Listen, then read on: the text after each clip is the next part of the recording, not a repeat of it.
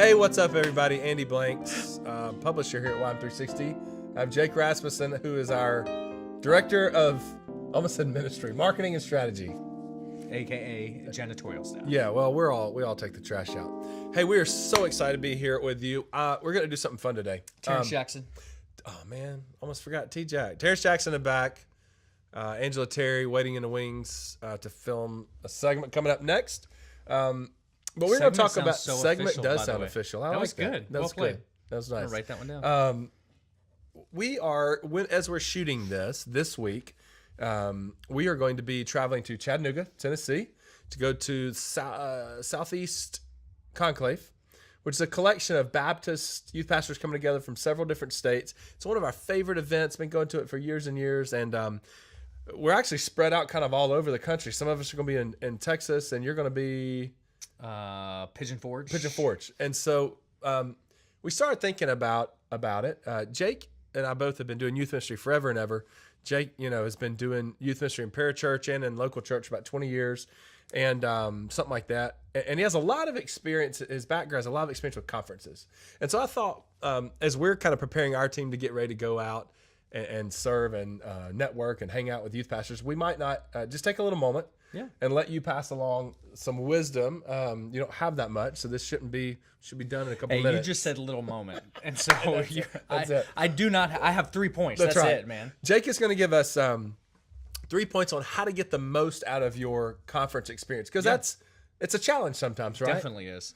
I would say early on, I went to a church, served in a church that was able to resource me well. They'd say, you go wherever you want, and so I could go to 6-7 conferences a year. That's huge. Yeah, which is amazing. And you can take some of your team with you, and it's this cool thing. Yeah. But sooner or later, I felt like, oh my gosh, what am I doing? Now I'm just going just to get knowledge, and I can't even do anything. So how about there's going to be 3 things that we'll chat about, and I'll give you all 3, and then we'll unpack them. Yeah. I'd love your insight on this as well. Is for one, how to get the most out of a conference is go into it looking for one nugget. Oh, that's good. Right. What is looking for that one gem? Again, I used to go. By the way, I stole all these from someone, right? Sure. It's not like these are unique to me. But somebody had told me, when you go to a conference, get that one piece of really good information and then use that and then kind of shut it off the rest. So it's like God has something in store for you. Yeah. We believe that in every situation, God puts us into a space on purpose. That's right. And so at a conference, wait until you hear that one little gem. Write it down and then marinate over that. Oh, that's good. And don't, as you're attending other sessions, don't be like, I have to really listen. I mean, be present. Yeah, if the Spirit brings you something, embrace that. But be completely thrilled with a conference. That's good. Is one nugget. And then on top of that, it also helps you select your conferences really well. Oh, that's nice. Yeah. If my church is focused on building disciples out of students in this next season versus we should always be building disciples, right? Serving versus missions, serving or evangelism or however else it goes, is pick your conferences wisely to find that one nugget. Yeah, that's good. Right? Still, even now professionally in the marketing role that I fulfill here at Y360, I'm not going to any conference that I can get to. I'm just listening to the things that will help me serve our organization, it helps you serve our ministry. Filter all that information out there. Yeah. So one is look for that one nugget. 2 is process with the team. Even if you go by yourself, how do you process with the team? Me, I like Marco Polo, text messaging, FaceTime with my wife or with my team. But if you have the ability to take a team member with you to a conference like a Southeast Conclave, or Hot Hearts or whatever I just love saying Hot Hearts. I think it's great that you're teaching there. But on that side of things is go with the team, is process with the team, because you can divide and conquer. So you're going to get a couple of different sessions in, but then as you're back at Applebee's, you're back at the hotel room in the lobby, you guys are bouncing ideas off of each other. To me, that's the most beneficial times.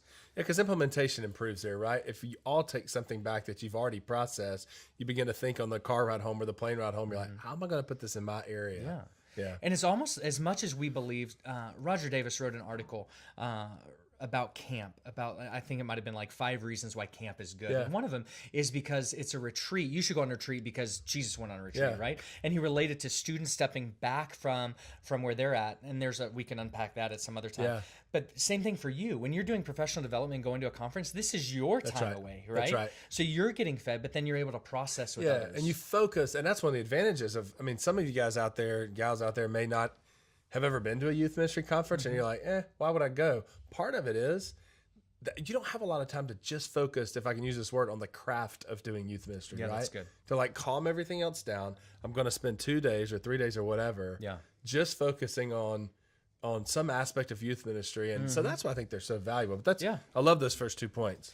Yeah. Is your last one eat a lot of food? Because that's what I do at youth ministry. And why do you look at my chins? No, that's what I do. Well, just here, I was going to say, we travel frequently together. So we go different. My favorite times on these trips always go back to when we're sitting down for dinner and you and I are unpacking the day. That's right. And you're like, I was teaching this session, or I said, hey, I ran in this youth work. And that's fun because I'm processing. And that could just be me, but too. You know what? The interesting thing, too, about that is, and it's exactly what you're talking about, is that so often, I think technically it's called synthesis, right? Like you're synthesizing those ideas. And then that application or that new idea or like how exactly it's going to work in your context comes out of that processing with your team member. Yeah, that's kind good. of bouncing it off each other. That's really good. All right, number 3, because that's because it's all you got. That's all I got, right? I could have done a little bit better and made this like alliteration, like spelt something like fun or something. The Southern Baptist in me would like that, right? Yeah, very much so. You're always alliterated.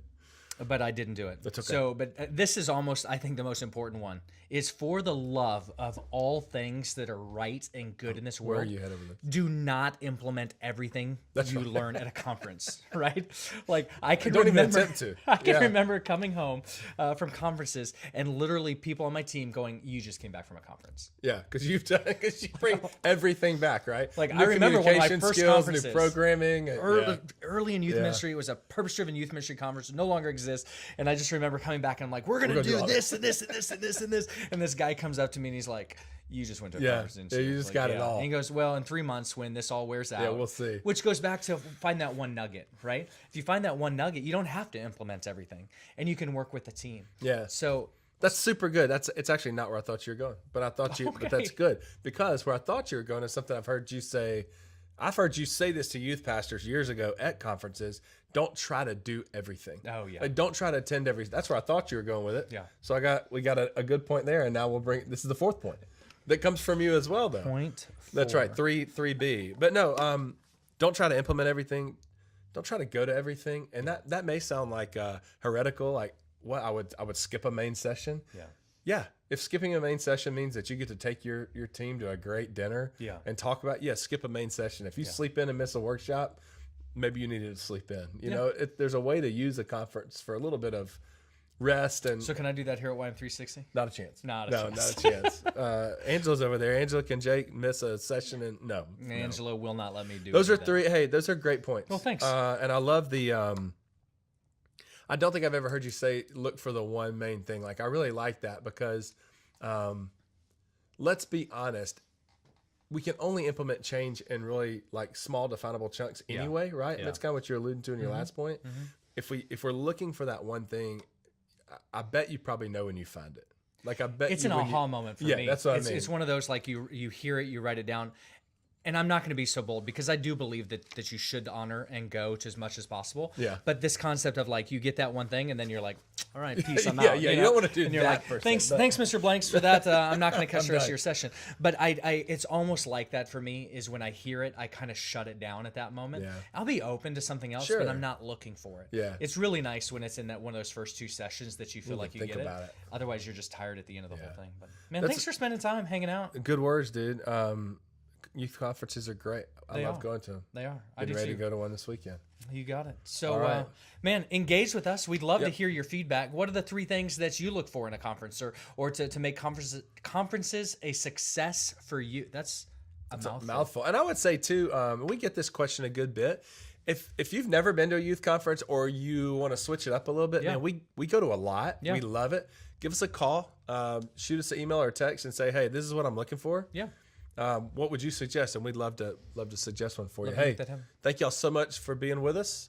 Thanks for what you do. What you do matters. You're in the trenches every day serving students. It's just a joy to come alongside of you. That's right. Provide high-quality resources and life-changing events so you can spend time doing what matters most. So thanks so much for all you do. Terrence is giving us the That's right. Shut sign, it down. So we're out. All right.